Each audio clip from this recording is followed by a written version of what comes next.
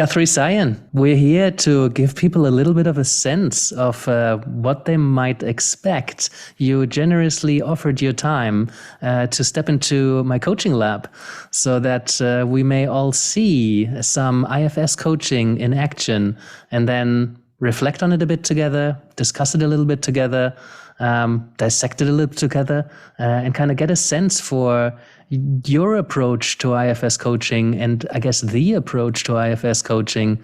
So we're here just to, I wanted to just introduce you or give you a chance to introduce yourself and the style of yours so that people can know a little bit of what they might expect.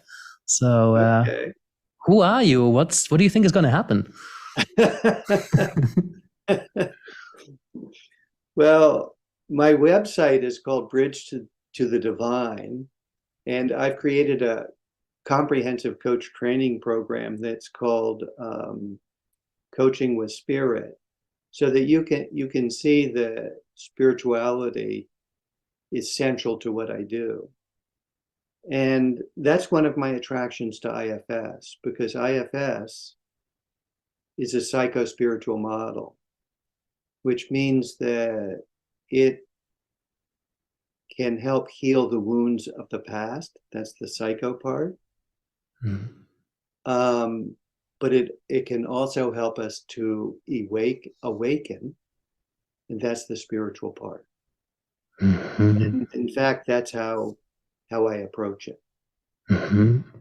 And tell us a bit more in a nutshell about IFS, the IFS work, and how it's an ideal way. It's a pathway towards working with the spirit. It is. For those who are not familiar with IFS, what it stands for. Yeah.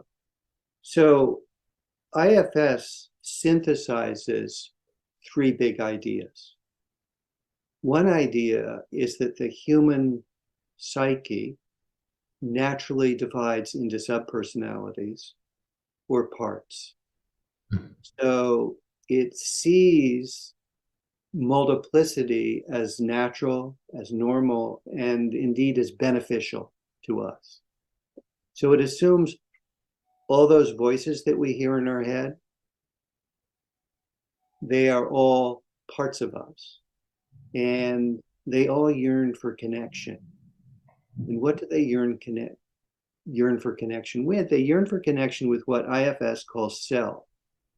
So this is the second big idea in the IFS model, the idea of self with a capital S. And self is what we might call our enlightened core. It's our true nature. Mm-hmm. It's awake, aware, alive, and available more easily than we think. And the third big idea that IFS brings to this synthesis is that we're each a system, and that our parts and self interact together. So it's a relational system, and if we can understand how parts want to relate, we can help them to settle down and offer their gifts. So probably everyone listening to us is familiar with the inner critic and would probably like to get rid of the inner critic. In IFS, we embrace the critic and we understand the critic from its perspective. And it's just like understanding a misunderstood person. When they feel seen and validated, they begin to shift. Yeah, it's such a beautiful way. I've seen some IFS in practice, and what a beautiful way to facilitate a conversation with different parts of ourselves. And even the ones that are like the inner critic, for example, can be quite harsh and can really be not our friend. And yet the IFS model really embraces, as you say, that, they're all trying to help us in some way. So to understand ourselves better and to understand ourselves better. And that idea of multiplicity is just wonderful because, it gets rid of this this fighting against, I have to be coherent at all times. It's okay to be in tension. It's actually quite normal to have some inner conflict. And here's a way that we can actually resolve some of that conflict by making friends with some of the parts that we used to fight all the time. So I can't wait to see your style to work with that in action. Yannick, I'm having an idea I've never expressed before talking with you, which is when we fight with our inner parts, which many of us do. I mean, conflict is the inner conflict is the bread and butter of coaching and therapy. yeah, indeed. So when parts of us begin to fight, we actually activate the fight or flight system, the sympathetic nervous system, which actually interferes with our access to self. Mm-hmm. And what's cool about IFS is that it's a gentle way of having parts unblend from self, which is the seat of awareness. And when the parts soften back and self is available, you then have access to the emergent qualities of self. Calm, clarity, and confidence. They're wonderful qualities to have access to if you're sitting in the coach's chair. Self is also naturally curious and compassionate, naturally connecting, naturally creative, and naturally courageous. Self can be with the full range of emotions. Mm-hmm. Yeah, imagine to have access to that as a coach, and imagine to help clients have access to that. I mean, that's what most people in the helping professions would aspire to. And I've seen IFS work a lot faster than a lot of other approaches that I've come across. IFS works with an amazing efficiency. Mm-hmm. If you slow down and go at the pace of the client's system, you're actually going to go more quickly than if you try to do certain things. And in some ways, IFS is more like coaching than like therapy, because IFS is uninfluenced by the models that have been influenced by Freud's pessimism. IFS is naturally, it celebrates our wholeness, even though parts of us may feel broken. So it assumes, Yannick, that you're whole, even if you have parts that don't believe that. Yeah, that's beautiful. And we can gain access to that wholeness as coaches if we can have our own parts soften back. The client can feel that, and my self calls to their self. And then we have a self-to-self connection. We have a self-to-self connection, which then becomes mutually amplifying. So I just noticed, I let myself kind of slow down and try to touch into that deeper well of calm. I noticed you did too. Yeah, absolutely. I could feel that. Yeah. So that's what happens. So the one place where I may deviate from IFS orthodoxy is that I teach coaches how to access self and then have their clients access self even before we start talking to the parts. Mm-hmm. And then the parts are more ready to relate to self because they've already got a taste of that calm, clear confidence.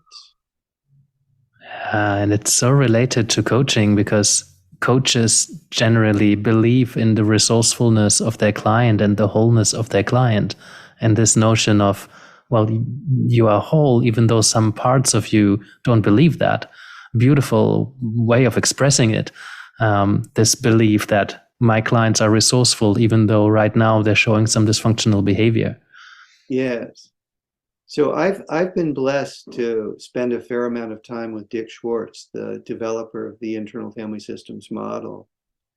And we both noticed independently of each other that at IFS trainings, coaches pick up IFS faster than therapists. It's not because we coaches are smarter.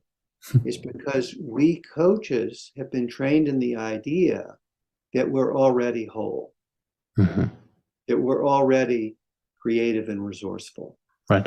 Whereas the client, the therapists are unlearning deficit models in which they think, oh, my clients have deficits. First, we have to build their internal resources before we can really help them. Whereas we coaches and IFS practitioners believe the wholeness is already there. We just have to remove the constraints and it will emerge. Right. Guthrie, I think let's leave it there for now because I know we could go on for a while. And I'm looking forward to us doing exactly that because we've got a lab coming up in June, first Tuesday of June 2023. So we'll see 45 minutes of you working in this way with someone. We haven't gotten a client yet, so I can't tell you anything about the context. If somebody's listening to this right now, reach out. If I don't have somebody yet, I'll consider it. But yeah, we'll see 45 minutes of you practicing. We'll have 45 minutes of us talking about what just happened, reflections from you, what was going through your mind as you were working. We hear reflections from the client. How did they experience it? How did it land? We get a chance to maybe challenge some of our assumptions. Maybe we get to challenge some of your assumptions, and then hopefully we'll learn a lot. And then we got a bit of a space to experiment as well, and to try some things out in a safe environment where it's not a paying client, and we can put some of these things into action, or just coach and get some feedback on our coaching. That's what's in stock for us. Also, you're booked into the Animas Center for Coaching's podcast, Coaching Uncaged, which sparked me inviting you to this. And you've been generous enough to offer more of your time because you said, how about we do a demonstration? And I'm like, I've got a space for that. So that podcast is coming up as well, where we get another hour of us talking about IFS. So I really look forward to that. And also, you've got a training coming up in July where you teach coaches. Is this a course for coaches where you teach coaches IFS? Yes. Well, I teach any practitioner. So I attract therapists, spiritual directors, anyone in the healing arts or who works one-on-one with clients would find it interesting. And you can find out more about that by going to Coaching with Spirit, and IFS at the Copper Beach Institute.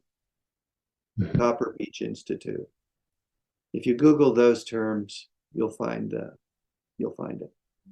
Wonderful. Guthrie, I think I'll leave it there for the time being. I look forward to us spending some time together. Thank you for giving people a bit of a sense and a really nice nutshell teaching. I've already had some insights. You had some insights. The bread and butter. What came to my mind was my wife loves what was it, marmalade with what was it, honey? I don't know. That was a weird combination. Peanut butter and marmalade. Who does that? Apparently it's delicious. I've done that. I love it. But as we're talking about the tension, for me, that worked really well. So yeah, bread and butter, peanut butter and marmalade. I look forward to spending some time with you. Guthrie, thank you for your time, and I'll see you soon. You're welcome, Yannick.